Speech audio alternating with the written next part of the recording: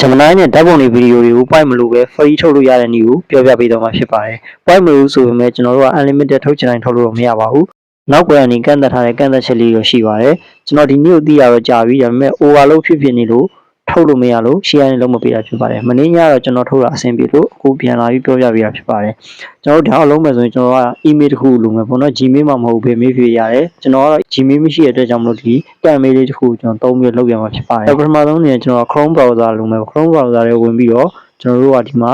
Gemini Enterprise ဆိုပြီးရိုက်ရှာမယ်ပေါ့နော် GEMINI ENTERPRINC ဆိုပြီးရိုက်ရှာမှာဖြစ်ပါတယ်ရိုက်ရှာပြီးတဲ့အခါမှာကျွန်တော်တို့ကအောက်ကိုနည်းနည်းဆွဲပြီးတော့အခုပြထားသလိုတွေတွေ့ပြီဆိုရင်တော့အဲ့ဒီကိုနှိပ်ပြီးတော့ကျွန်တော်ဝင်လိုက်ပါထည့်ရောက်သွားရင် step 30 trial ဆိုတာရှိပါတယ်အဲ့ဒါကိုနှိပ်လိုက်ပါ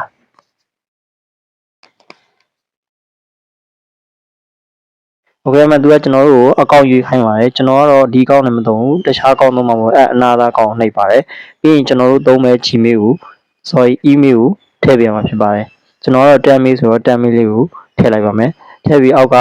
continue with email ဆိုတာလေးကိုနှိပ်ပါ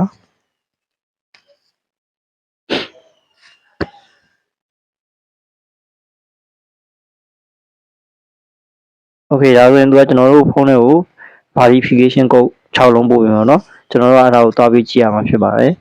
email Gmail ဆိုရင် Gmail တွေကိုတွားကြည့်မယ်ကျွန်တော်တို့ဒီမှာ Temail ဆို Temail ကိုကြည့်လိုက်မယ်ပြီးရင်အဲ့ဒါကိုကျွန်တော် copy ကူးပြီးတော့ထူသွားမယ်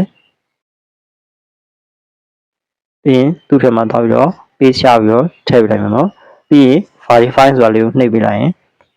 ဒါရပြီပေါ့เนาะနာမည်လေးထည့်ပြီးရပြီโอเคအဲ့မှာသူကဒီမှာနာမည်ထည့်ခိုင်းတယ်ကျွန်တော်တို့အဆင်ပြေတဲ့နာမည်ထည့်လို့ရပါတယ်ကျွန်တော်တော့ team KC ဆိုပြီးတော့ထည့်လိုက်ပါတယ်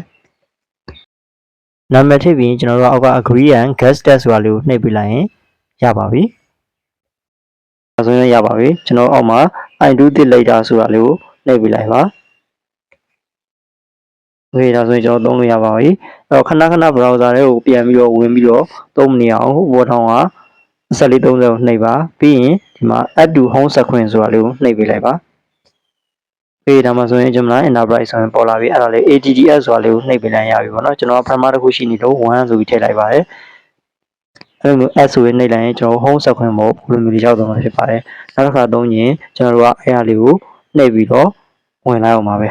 ဒါဆိုရင်ကျွန်တော်တို့ဒီမှာပုံနေဗီဒီယိုတွေရင်းမှလာပြီးတော့ထုတ်လို့ရပါပြီ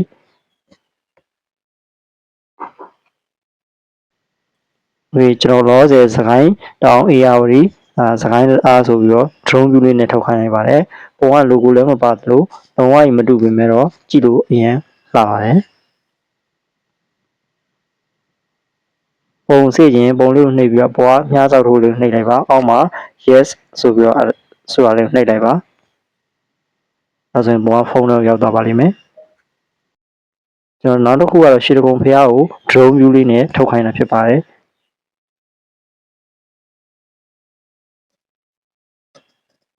โอเคပုံလေးရလာပါပြီဒီပုံလေး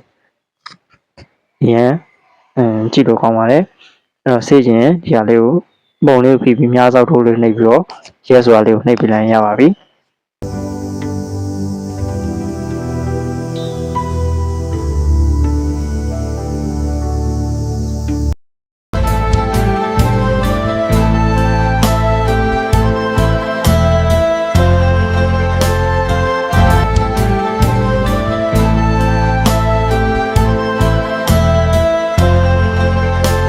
အားလုံးပဲဆင်ပြေကြပါစေဗျာတခြားသိကျင်တဲ့အကြောင်းအရာရှိရင်လည်း comment မှာမေးသွားလို့ရပါတယ် CapCut နဲ့ InShot တွေမြန်မာဖောင်းလို့ရဆိုရင် TikTok ပိုင်းမှာပြထားတဲ့ Telegram channel မှာလာပြီးတော့ယူလို့ရပါတယ် Android ရော iOS ရောသုံးလို့ရတဲ့မြန်မာဖောင်းတွေ Telegram မှာတင်ပေးထားပါတယ်ဗျအားလုံးကျေးဇူးတင်ပါတယ်